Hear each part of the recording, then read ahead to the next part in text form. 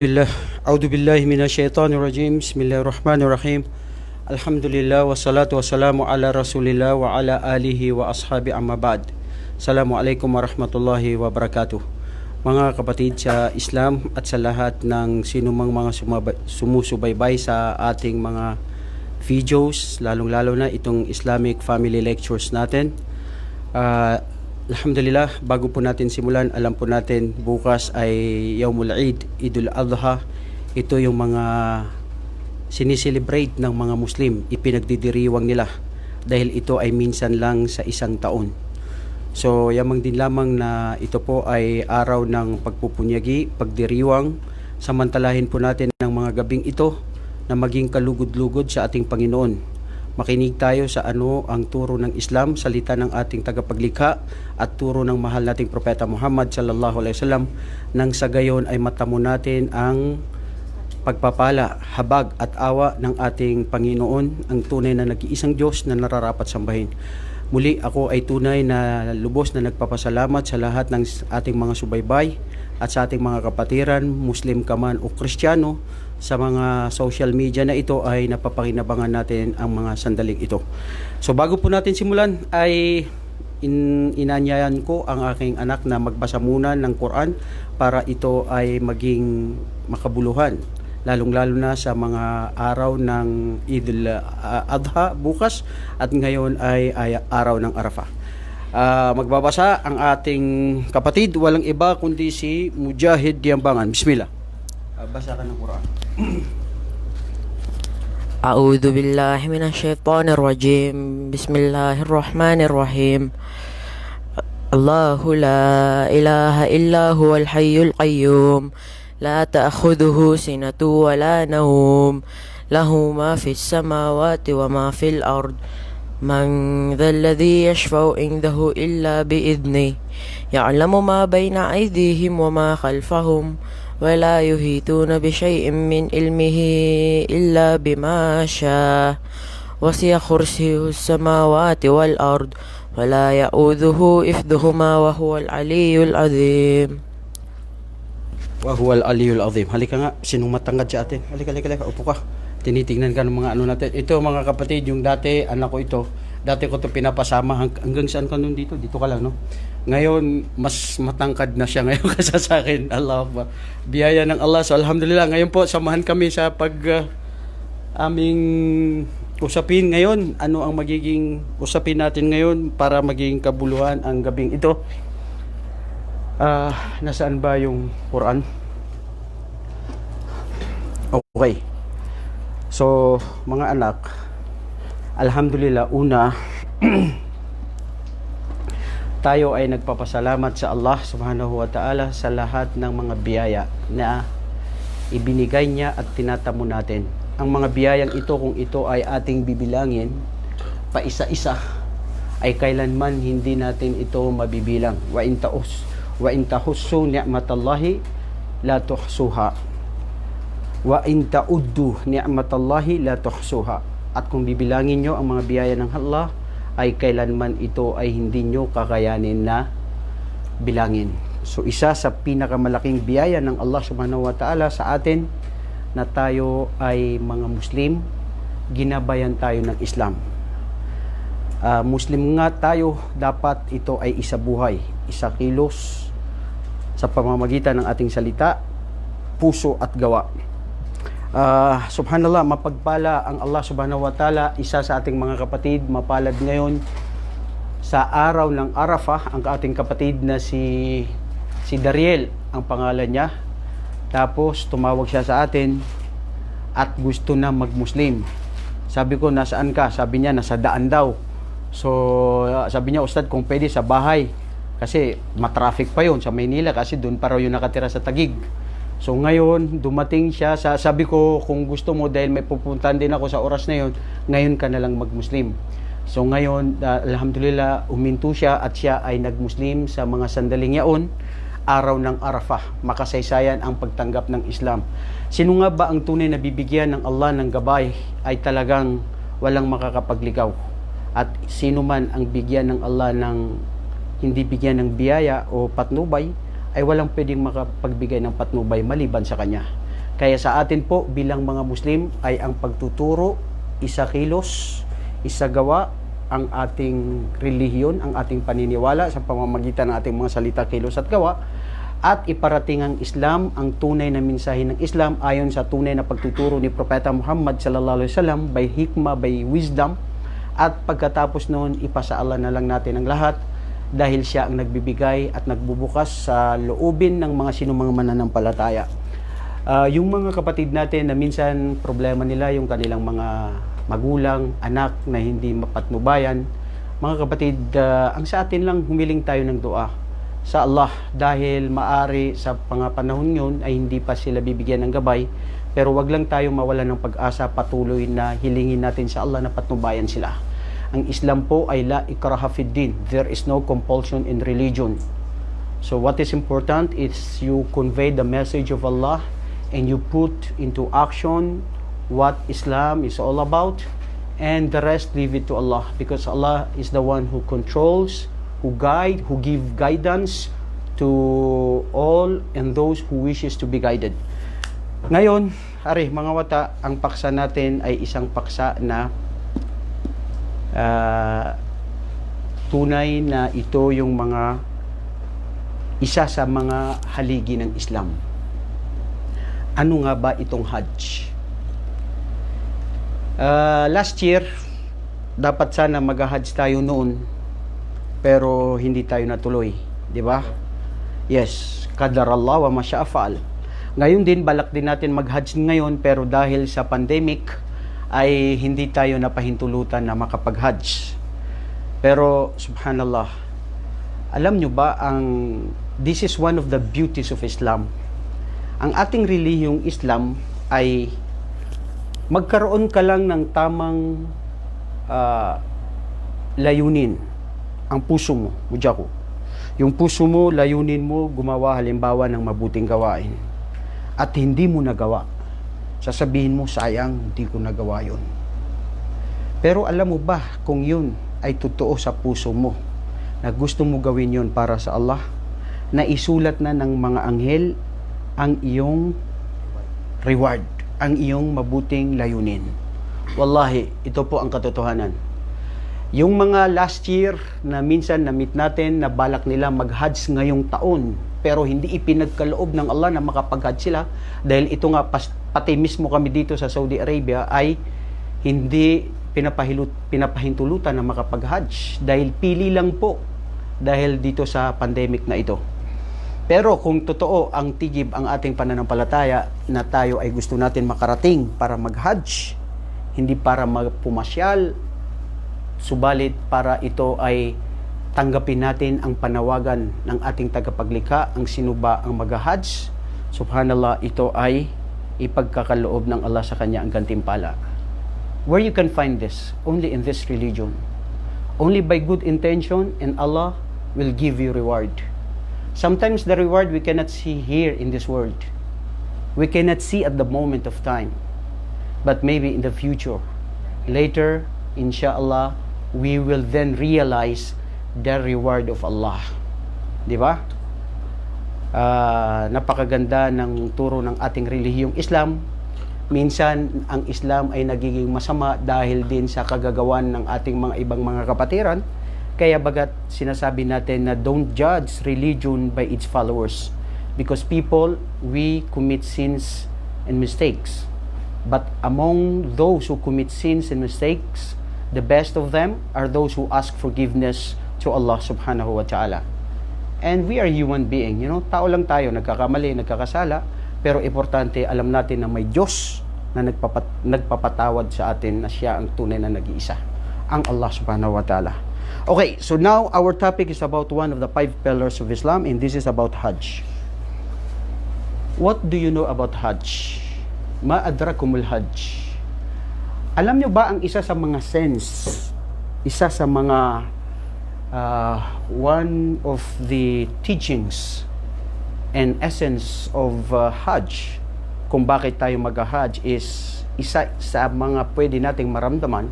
Pag ikaw ay nandyan sa Hajj, lalong-lalo na sa Arafah kanina, pag nandoon ka sa Arafah, parang nakikita mo na ang Allah subhanahu wa ta'ala sa araw ng paghukom, kung paano niya ang lahat ng tao ay pare-parehas. Yes, in the day of judgment, lahat tayo, ang king, ang slave, mayaman, mahirap, may trabaho, walang trabaho, lahat yan, lalakad yan, papunta saan? Sa lugar na kung saan ang ating Panginoon ay maglilitis. At doon sa Hajj, makikita nyo, subhanallah, lalong-lalo na yung minsan, yung ako, many times already I experienced na nag-Hajj kami, yung talagang hindi kami sumasakay ng kotse. Especially during our time when we were in Medina, nung mga estudyante pa kami.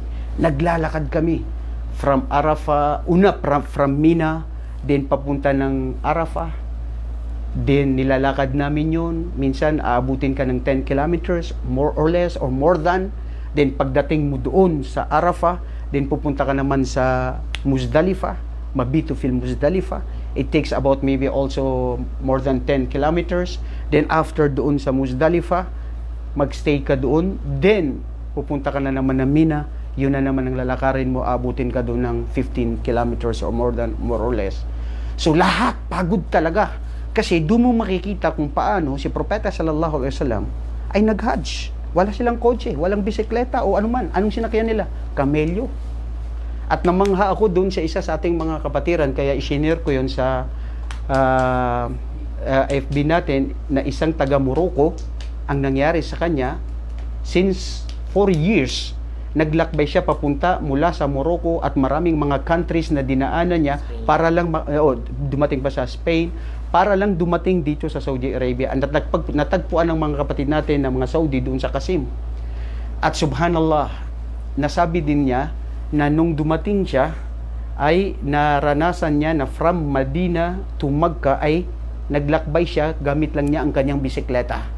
Because he wants to experience and to feel how the Prophet Muhammad sallallahu alaihi wasallam, kung paano siya nag-Hajj at paano siya nag-migrate. Gamit lang ang bisikleta niya. At dito nating matutunghayan mismo ang ating tagapaglikha, ang Allah subhanahu wa ta'ala, ay nagsabi sa Quran. A'udhu billahi minasyaitanir rajim. Wa'adhin fin nasi bil hajj ya'tuka rijalan wa ala kulli dhamiri ya'tina min kulli fajjin amiq. Subhanallah, nung ito ay ini-explain ng aming sheikh, subhanallah, napakaganda. Dahil ang Quran, kung ano yung sinasalita o sinabi ng Allah noon, matutunghayan mo siya ngayon na pangkaraniwan, ma-realize mo into reality. Wa'adhin fin nas. Sabi dito, ya Ibrahim, sabihin mo sa mga tao na sila ay mag-Hajj, magtungo dito sa lugar ng Makkah. Kaya ang ibig sabihin ng Hajj ay ito yung ang nusuk. Anong nusuk? Yung intention. Aray mujahid. Ang ibig sabihin ng Hajj ay yun yung intention na nusuk, na intention mo na ikaw ay maglalakbay sa specific na lugar at specific na oras at panahon. You see? Mag-Hajj ka, saan ka pupunta? Sa Makkah. Hindi ka pwede pumunta ng Inglaterra. Hindi ka pwede pumunta ng Spain o sa Qasim o sa Jeddah. Where? Specific, doon sa Makkah, sa Kaaba, the Black Stone. Okay? Ngayon, doon ka lang pupunta sa area ng Makkah. Makkah, doon dyan sa Baitullah, then Mina, then Arafah, then Muzdalifah, and Mina. Doon lang. After maybe 6 days of performing Hajj or 5 days, then after that, you have done already your duties upon the call of your Lord, Allah Almighty. You see, sabi ng Allah, wa'adhin fin nasi bil hajj. Nas, o Ibrahim, ipanawagan mo sa mga tao ang pag-hajj. Itong nakakamangha. Sabi ni Ibrahim, remember that Prophet Ibrahim sallallahu alaihi wasallam, when he arrived in Makkah, he was alone with his son Ismail. Di ba? At kasama niya ang kanyang asawa na si Hajar. Nung sabihin ng Allah sa kanya na mag-Hajj, Walang gaanong katao-tao sa Makkah. And he asked his God, Allah subhanahu wa ta'ala said, Ya Rabbi, kayfa unadhin nas? How shall I call upon the people to perform Hajj, whereas no one? I have no neighbors. I have no people around me. I see nothing. Anong sinabi dito ng mga pantas? Ya Ibrahim, nadi. O Ibrahim, ipanawagan mo ang pag-hajj. Ang Allah na ang bahala manawagan sa kung sino ang bibigyan niya ng imbitasyon doon sa mga taong kanyang paparatingin sa Makkah. Kaya sabi ni Ibrahim, ayyuhan nas, hajju fi baitillah. O kayong mga tao, mag-hajj kayo dito sa bahay ng dalanginan ng Allah, dito sa gitnang silangan, dito sa Makkah, dito sa yung ginawa nila na bahay na Blackstone na yan. At correction, ang Blackstone na yan, hindi po yan sinasamba ng mga Muslim. Bato lang yan. Walang silbi yan. Signs lang yan na ito ay dyan tayo magro-rotate at ng kibla, ang isang kibla, direction ng mga Muslim. Alam nyo ba ang ipinawagan ni Prophet Ibrahim yun? Walang nakakarinig, di ba? Pero anong ginawa niya? Sami'na wa ata'na. Inutusan siya ng Allah, ginawa lang niya. Ang sa atin ganun. Kung ano yung pinag-uutos ng Allah, kung anong syariah ng Allah, wag natin tignan kung anong resulta, anong magiging mabuti nito. Dahil hindi natin alam ang mga bagay. Limitado ang ating kaalaman. Ang Allah ang nakakaalam in the future. Nanawagan nga si Ibrahim. Sabi ng mga pantas, nung nanawagan si Propeta Ibrahim alayhi salatu wasalam, Allahu Akbar. Nung siya ay nanawagan, narinig daw ng mga bata na sanggol doon pa lang sa sinapupunan ng kanilang mga ina sa buong mundo. All over the world. At yung hindi pa ipinapanganak, narinig nila ang panawagan ng Allah na magtungo dito sa Hajj. Ayon sa one of the interpretations among the scholars, they said, ang Muslim, tunay na Muslim na naniniwala sa kaisa ng Allah, ligid sa kanyang lingid sa kanyang kaalaman at pananampalataya, na gustong-gusto niyang mag-Hajj. At hindi mo yan makikita maliban na lamang sa tunay na Muslim. Makikita mo yan sa Pilipinas, kahit saan lugar. Ibibenta niya ang lupain niya, ang bahay niya, para lang makapunta mag-Hajj. Gaanon kahalaga, dahil nasa puso yan eh. Nakakaramdam yan, mujahid. Nasa puso, naramdaman niya. At maaari ang panawagan ng Allah subhanahu wa ta'ala ay kasama siya. Kaya po ang punto rito, makarating ka sa Hajj dito sa Makkah, ibig sabihin kasama ka sa tumugon sa panawagan ng Allah at mapalad ka. Pero kung hindi ka makarating, ilang sa mga tao na mayaman, makapangyarihan, hanggang tumanda, malakas, hindi nakarating at hindi nakapag-Hajj. Di ba? So this is the point. May mga mahirap, matanda na, pero nakarating pa rin sa Hajj. وَأَذِّن فِي النَّاسِ بِالْحَجِّ أَتُوكَ رِجَالًا وَعَلَى كُلِّ ضَامِرٍ يَأْتِينَ مِنْ كُلِّ فَجٍّ أَمِيقٍ.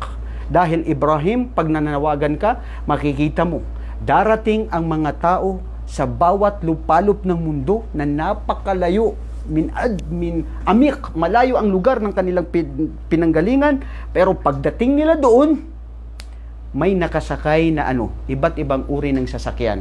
Sumakay ng eroplano, sumakay ng, move here, Marjana, move here. Yan. Little bit.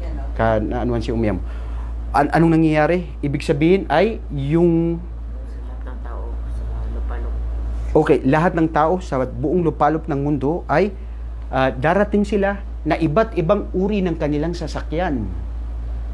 Dumating sila, lupalop, yes, from every continent of the world. Every continent of the world. Darating sila, anong sasakyan nila? Marahil ay eroplano, vapor, may kotse na dumating, may motor, may mga, lahat ng iba't ibang uring sasakyan by land and by land and by air. Lahat. At ito ngayon, makikita mo. Allahu Akbar. Look at this, the verse of Allah subhanahu wa ta'ala. Kaya, ang Muslim, gustong-gusto niya makarating sa pag-Hajj, pero kung hindi ipinahintulot ng Allah, iyakan mo yan sa Allah. At importante, kung totoo ka, maski namatay ka, at hindi ka nakapag-Hajj pero totoo na gusto mong makarating, inshallah isusulat ng mga anghel ng Allah ang mabuting busilak ng iyong layunin na puso, dahil nga ang pagbabasihan ng ating tagapaglikha sa araw ng paghukom ay ang ating mga mabubuting gawain at kung ano ang nasa loobin ng puso. Right? At dito rin makikita mo na ang Allah subhanahu wa ta'ala, sinabi rin niya sa Quran, A'udhu billahi minasyaitanir rajim. Al-hajju ashhurum ma'lumat. Faman farada fihinna al-hajja fala rafata wala fusuqa wala jidala fil hajj. وَمَا تَفْعَلُوا مِنْ خَيْرٍ يَعْلَمُهُ اللَّهُ وَتَزَوَّدُوا فَإِنَّ خَيْرَ الزَّادِ التَّقْوَى وَاتَّقُونِ يَا أُولِي الْأَلْبَابِ. Tignan nyo ang Allah subhanahu wa ta'ala sa Quran, Surah Al-Baqarah, kung saan sinabi rin niya, ang Hajj na ito ay buwan na ito ay espesifiko na karamihan ng tao ay batid na nila. Alam natin ang Hajj, di ba? Kailan yan? Every last month of the year in Arabic calendar. Magsisimula yan ng, yung iba sinasabi nilang Shawwal, Sha'ban, Ramadan, Shawwal, at saka Dhul-Qa'da, Dhul-Hijjah. Diyan magsisimula. Mayroon nang dumarating kasi nung unang panahon, 3 months, 2 months before yung Hajj, napupunta na sila rito. Di ba? Natatandaan mo yung mga matatanda sa amin, yung lola ko, sabi nila pag nag-Hajj daw sila, di ba? 3 months. 3 months before Hajj, umaalis na sila. Minsan sinasakakyan daw nila yung Margarita na barko, na ang laki-laking barko. Dumadaan pa raw sila sa Ethiopia bago sila dumating ng Jeddah. Tapos minsan, ang mahirap doon, meron daw inaabutan na namamatay na sa barko. Yes. Ibig sabihin, kasi 2 months, 3 months, nandun ka sa barko. So, 1 month papunta na 1 month sa Hajj, na 1 month babalik. Yes. Tapos yung mga iba minsan namamatay pa lang sa barko. So ang ginagawa daw nila, dahil namamatay at hindi pwede may libing sa lugar na malapit sa kanila dahil nandun na sila, so inililibing na lang nila at tinatapon na lang daw sa dagat. Yes. At inshallah, ang reward ng mga yun, dahil ang layunin nila ay pag-Hajj, inshallah, paraiso ng Allah. Yes. Doon na sila inililibing kasi there is no way. Yun ang Islam. Kung walang paraan, yun lang kung anong pwedeng solusyon. So yun ang nangyayari.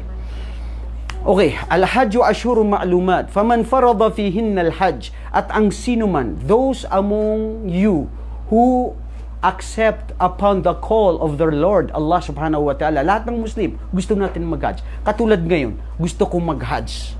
Ha? Okay? Bakit? Gusto ko ang reward ng Allah habang may malakas pa ako, habang may buhay pa tayo. At intention ko rin, tayo sana dapat mag-Hajj. Ngayon ang mga Islamic centers, hindi sila nag-offered kasi very limited slots lang ngayon this year. So ngayon, inshallah, naisulat na yung mabuting layunin ko. Layunin natin na gusto natin mag-Hajj. Nag-Hajj ka nga, pero hindi naman para sa Allah. Pakitang tao, parinig sa mga tao. O di ba? So wala rin. Ang titignan talaga ang puso eh. Dito talaga nakasalalay. At walang nakakaalam ang sa loob ng puso except sino? Ang Allah subhanahu wa ta'ala. Very good. Sabi ng Allah, at kung sino ang magtalima ng Hajj at tinanggap ang aming panawagan, fala rafata, walang sexual intercourse during Hajj sa may mga asawa. Hindi lang yun, sabi ng mga pantas, pati yung mga salita ng mga kalaswaan, pangbabastos o pagmumura o mga panglilibak o pag-aaway ng mga salita. Pag ikaw na nasa ihram ng Hajj, bawal na. Hindi ka na pwede magsalita ng mga ganun. Fala rafata, wala fusuk. Al-fusuk, anumang yung mga mungkar na lahat ng mga gawain na hindi ka aya-aya sa Allah. Hindi ka pwede pumatay doon sa Arafah, sa Makkah, ng anumang mga insekto o anumang mga hayop. Palibad na lamang sa kung ano yung mga pwedeng ipinapahintulot na pwedeng patayin mo, yung katulad ng scorpion, anong chicken, mujahid, astaghfirullah alazim. Nari-chicken, sila ko mapipikir yan. Nari-chicken. We are live here, walang chicken. Pwede ka pumatay ng chicken kasi ano yung kinakain nila doon sa Albayk.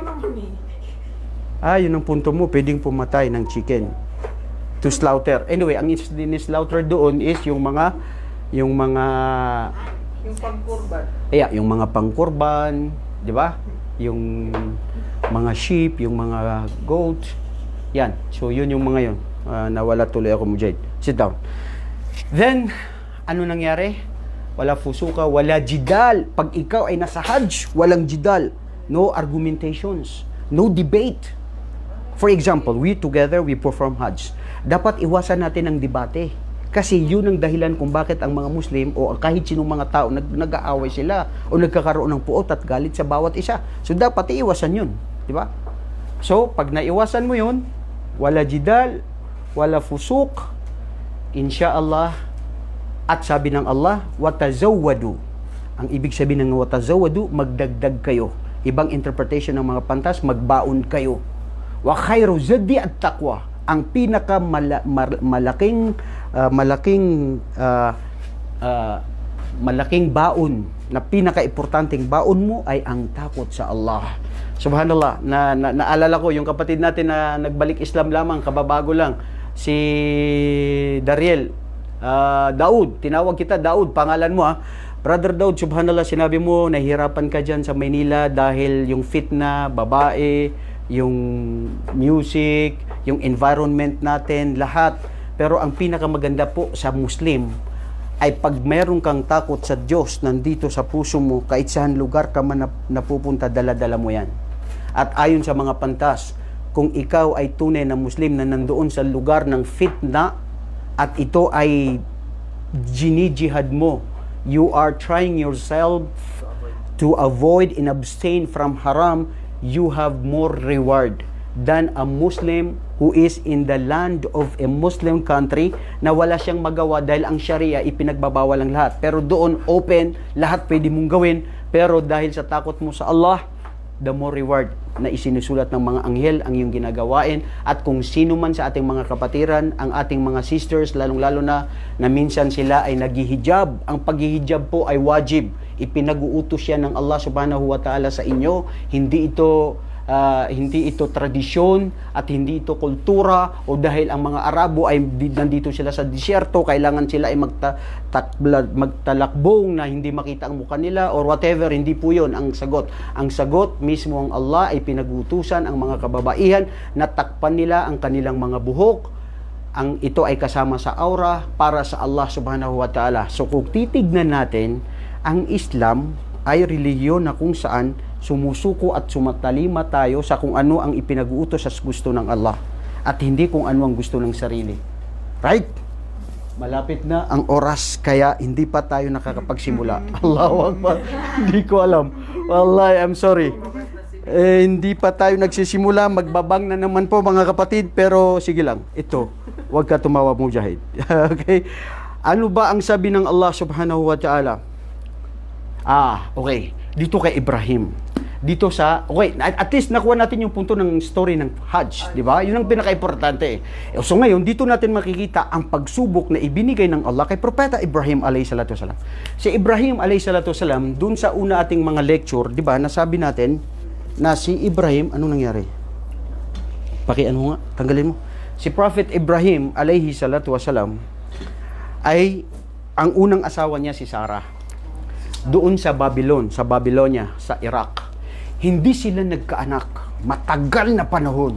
Sinubukan sila doon sa Babylonia hanggat sila ay, anong nangyari? Sinunog siya ng kanyang ama na si Azar. 10 ng mga kasamahan niya. Di ba? Bakit siya sinunog? Dahil isang araw, si Ibrahim, sabi ng kanyang ama, tignan mo ang aming mga statues, aming mga Diyos-Diyosan na ginawa nila mula sa kanilang mga kamay. Sabi ni Ibrahim, okay, umalis sila, then bumalik sila. Si Ibrahim, ang ginawa niya, ang lahat ng mga Diyos-Diyosan na sinasamba ng kanilang ama, ano ang ginawa niya? Sinira lahat, di ba? Anong ginamit? Axe, yung patok, si Sambranaw. Ano tawag yun sa Tagalog? Palakol, di ba? Ngayon,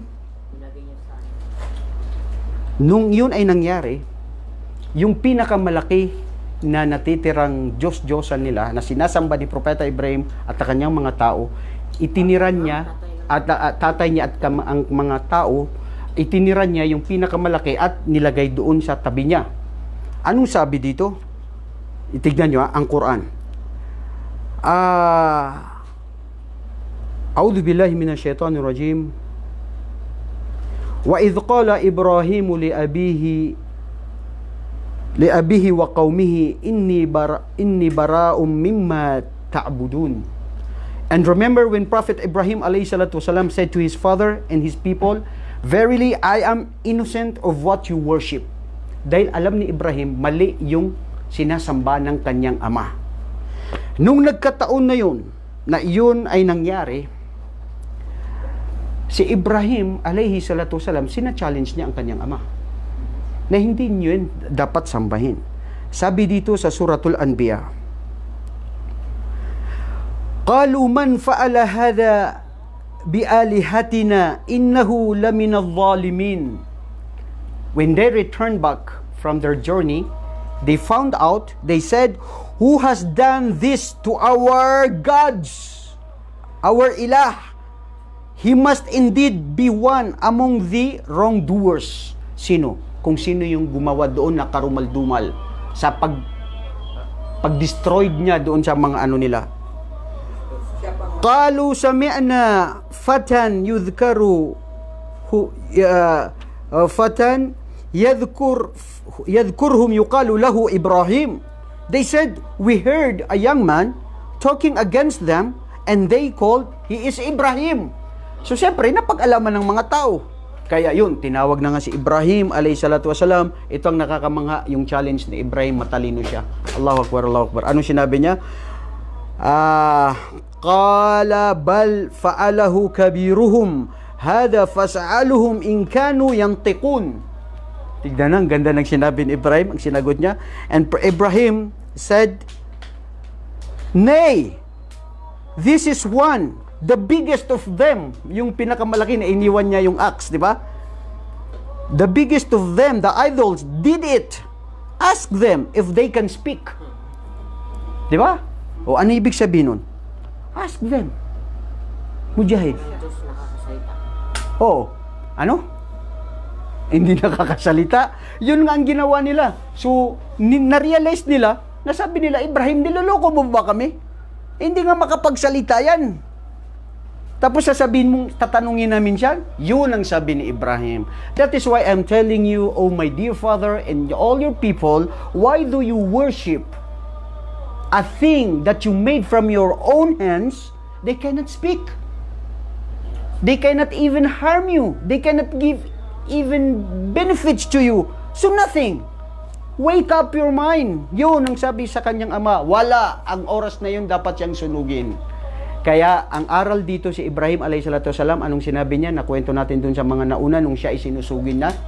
Anong sinabi niya yung dua? Anybody who can remember dun sa dua na sinabi niya? Itatapon siya na mayroong dumating na angel. Very good. Dumating yung angel. Dito rin makikita natin yung tunay na paniniwala ni Ibrahim at paniniwala sa Allah. Sabi ng anghel Jibril, Ibrahim, anghel ako ng Diyos, narito ako, ano ang gusto mong tulong, itutulong ko sa'yo. Ano sabi ni Ibrahim? Ikaw, anghel, wala akong kailangan na tulong. Pero ang tulong, I need the help of my Lord and not you as an angel. You are only a servant of God. Allahu Akbar. Yun pala ang dapat, mga anak. Ano ang problema mo? Ano ang pinagdadaanan mo? Dapat tayong manalig una sa Allah. At gawin mo kung ano ang dapat gagawin mo. Very good, mashallah, you remember. Yo, buti pa siya umiyak mo, na-remember niya. Anong sabi ni Ibrahim? Ano? Hasbi Allah wa ni'mal wakil. Allahu Akbar. If you can find this to the heart of a believer, wallahi walang problema. Hasbi Allah wa ni'mal wakil. Sapat na sa akin na nandyan ang Allah. Siya ang magbibigay ng proteksyon at gabay sa akin. At walang pwedeng makapigil sa anuman desisyon na gugustuhin ng Allah na ibibigay na ipagkakaloob. Bismillah. Yun ang sinabi ko sa iyo. Bakit? Ano sinabi mo sa kanya? God is sufficient. Aha, yes. Hasbunallah wa ni'mal wakil. Lagi niyo yan sabihin, mga anak. Ngayon, dito sa pag-fasting natin dito sa araw ng Arafah, Allahu Akbar. Diba? Makikita natin gaano ka importante, halaga ang ating pagtitiwala, pagmamahal, at pag-aalaala sa Allah. At sana po ito ay magbigay aral sa ating mga anak at sa lahat sa atin na sino mang nanonood at nakikinig sa ating mga videos at sa videos ng ating mga kapatiran. Okay. What happened? Yun na nga, sinunog si Ibrahim. Tapos nung nasunog na siya, hindi niya naramdaman ang hapdi, kirot, at hindi kailanman siya nasunog. Alam mo, sabi ng mga pantas, sabi nila, si Ibrahim sa buong buhay niya, nung sila ay sinusunog, pinakita sa maraming mga tao, ang naramdaman niya sa buhay niya, yun ang pinaka-comfortable na oras nung siya ay sinusunog. Dahil mismo ang Allah ang nag-utos sa apoy. Ang apoy, ang hangin, ang tubig, ang lahat ng mga yan, mga sundalo yan ng Allah. Anong ipag-uutos ng Allah? Anong sinabi niya? Wa qulna linarin kuni bardaw wa salaman ala Ibrahim. At sinabi ng Allah, and we have told to the fire, be cool. Pero hindi doon huminto ang Allah, be cool. Sinabi niya, wasalaman, salam, at maging panatag ka. Peace ka kay Ibrahim. Kasi kung nanatili na walang peace, baka malamig lang ang maramdaman ni Ibrahim. Pero nandoon yung lamig, at nandoon yung kapanatagan, at nandoon yung katiwasayan at kagandaan na kanyang naramdaman. Allahu Akbar. Kaya yun, makikita natin, dito magtatapos si Ibrahim, pumunta ng Palestine, narating din niya ang Misr, nakapag-asawa muli kay Hajar, at naging anak nila si Ismail. At nung si Ismail ay lumalaki na, isa sa pinakamalaking pagsubok ng Allah sa tao ay ang kanyang mga anak. Kaya kayo, hindi nyo alam, pagsubok kayo sa amin at biyaya kayo sa amin ng Allah. Minsan ang anak, minsan ang magulang, nagkakaroon ng problema, nagkakasakit na siya, nakakalimot na siya sa Allah ay dahil sa anak. Wallahi, that's true. Nafi-fit na, nalalayo ang magulang dahil sa anak, dahil sa pera, dahil sa anuman. Di ba? Kaya dapat ang magulang din ay maging wais. Na dapat mahalin mo ang iyong anak ayon lang sa kagustuhan ng Allah at huwag ibigay ang lahat sa kanila. Innama amwalukum wa auladukum fitna. Sabi ng Allah, katotohanan, ang iba sa inyong mga pera, kayamanan at ang mga anak ay ito ay pagsubok sa inyo. Ilang mga tao na hindi na nakapagdasal, hindi na siya nakapag-perform ng worship sa Allah dahil doon na sa kanyang mga anak. Ya ayyuhalladhina amanu la tulhikum amwalukum wa auladukum ang dhikrillah. O, tignan nyo, sabi ng Allah, o kayo na mga mananampalataya, o you who believe, wag maging sagabal sa inyo sa pag-alaala sa Allah, pagsamba sa Allah, dahil sa inyong mga anak, dahil sa inyong mga... Kaya si Ibrahim sinubukan ng Allah. Dahil nung lumalaki na ang kanyang anak, matagal na niya na gusto na magkaroon ng anak, at noong lumalaki na siya, napapaloob na, upang masamranaw na, mimbaliya ung apuso Ibrahim so wataya na so Ismail. At hindi na niya maiwan-iwan. Alam nyo ba, nung maliliit kayo, kung kayo mayroong mga, ano mo to, so, rangit. Pag may rangit na may nagpunta dyan sa, lamok sa mukha nyo, sasabihin ko, sana na lang sa akin, wag lang sa anak ko para hindi magising. Wallahi, that's true. And ask your mother, the young lady there. Diba? Bumili pa tayo na yung na, kulambo.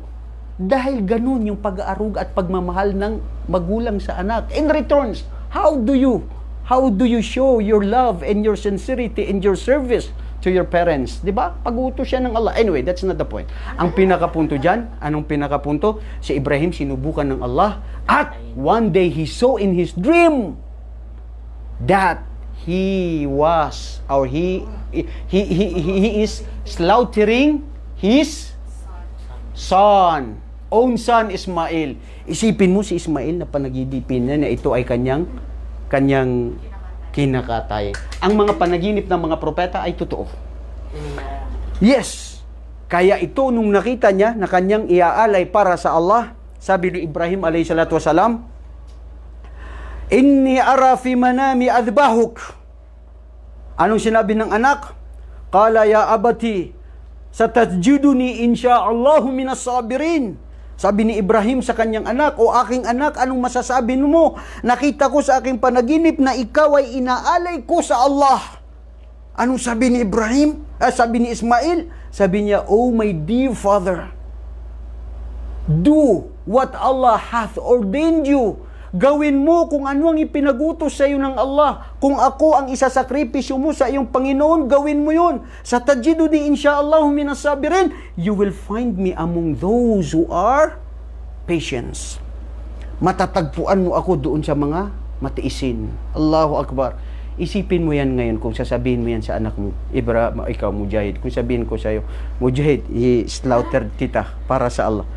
Papatayin kita para sa Allah. Ha? Ngayon, ang mga magulang, ang mga anak ngayon, sasabihin mo yan, sasabihin nila, Itay, uunahin kita. Bakit mo ako papatayin? Astaghfirullah. Pero alam ng Allah ang pagsubok sa tao na hindi niya kakayanin. Kaya noong nakita ng Allah subhanahu wa ta'ala na si Ibrahim ay totoo, na dahil mahal na mahal niya ang kanyang anak, pero ganun pa man, dahil ang mga propeta at ang isang Muslim, ang turo nito mga kababayan at mga kapatid, mangingibabaw ang iyong Panginoon sa lahat. Anuman, yun ang totoo. Kaya talagang tinunay niya na kanyang kinatay ang kanyang anak para sa Allah. At nung ito ay tunay na nakita na ng Allah na totoong ginawa niya, dahil alam din naman ng Allah na gagawin niya yun. Because Allah knows the past, the present, and the future. Yun ang aral doon yung mapupulot natin. At nung nangyari na, ang anghel ng Allah nakapagsabi ng Allahu Akbar, Allah is great.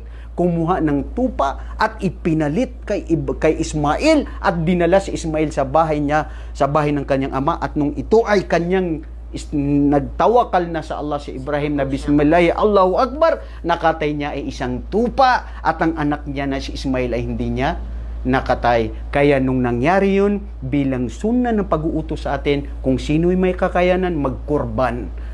Tayo ay mag-slaughtered. Lalong-lalo na wajib doon sa mga nag-hajj. Sa atin dito ito ay isang sunna. Sunna lang ang ating pag-aalay. Pero sa ibang mga pantas, ginawa din nila na wajib daw, lalong-lalo na kung sino yung kakayanin niya. Yung mga nagtatanong, yung 4 na pamilya, 4 sila doon, 5 hanggang 7, pwede sila magkatay ng isang baka na malaki. Pwedeng isang kambing sa isa or 2 ayon sa mga ibang mga pantas. Allahu alam. Pero ang pinakapunto rito, mga kapatid, at kayo na nakikinig, anong importante? Mangingibabaw ang pagmamahal natin sa Allah at hindi kung ano ang pagsunod sa kung anong sinasabi ng sarili, dahil doon sinubukan. At itong pinakamaganda, anong sinabi ng mga pantas? Kung totoo na si Ibrahim ang kanyang na-slaughtered daw ay si Ismail, at kung nangyari daw yun, malamang ngayon bilang mga Muslim wala tayong magawa, kasi ang Islam is surrender and submission. Kung yun ang naging batas, maaring ngayon kung sinong mga Muslim na nagkaanak, kung sino yung paborito at mahal na mahal nila sa kanilang mga anak, iaalay nila sa Allah. Pero alam ng Allah na hindi pwede yun dahil hindi kakayanin ng mga tao. Kaya ginawa na lang na sunna sa sinong nag-hajj na sila ay magkatay para sa Allah. At anong nangyari?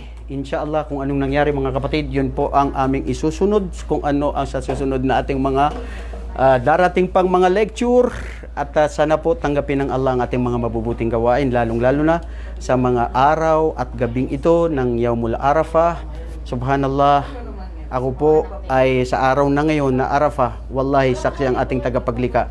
Nanalangin ako sa Allah, sa lahat ng sinumang ating mga subscribers, sa lahat ng sinumang ating mga nanonood, kayo na mga followers namin, hiniling ko sa Allah na patawarin kayo ng Allah, tanggapin sa paraiso, patawarin sa inyong mga kasalanan, dahil alam ko kung bakit kayo nagfa-follow sa ating mga Islamic videos is because na pagmamahal ninyo sa Allah. At mahal namin kayo sa Allah, magrespetuhan tayo, magmahalan tayo sa ating tagapaglikha, patawarin tayo sa ating mga kasalanan, at sa lahat ng ating mga mabubuting gawain ay tanggapin ito at lipunin tayo sa kanyang paraiso. Allahumma amin, Allahumma amin. Eid Mubarak po. Okay, I have to greet you all. Eid Mubarak. Bukas po, kailangan tayo magpakain. Kung sino yung may mga pera, maglibre. At kung sino yung may kakayanan, magbigay. Eid Mubarak, Eid Mubarak. At kailangan po, hindi po bid'ah na tayo magbigay ng greetings, kasi ang propeta sallallahu alaihi wasallam, ang mga sahaba, ganun din po sila, nagbibigay sila ng tahniyat sa Islam, at hindi ito pakikigaya sa mga kufar, because ang Muslim, ito yung oras mayroon tayong Idul Adha at saka Idul Fitr. Ito yung mga araw na dapat magdiriwang, mag-celebrate, magpakain, mag-inom. Ang problema, social distance ngayon. So, depende na sa diskarte ninyo, ano yung gagawin. Hanggang sa muli, Assalamualaikum warahmatullahi wabarakatuh.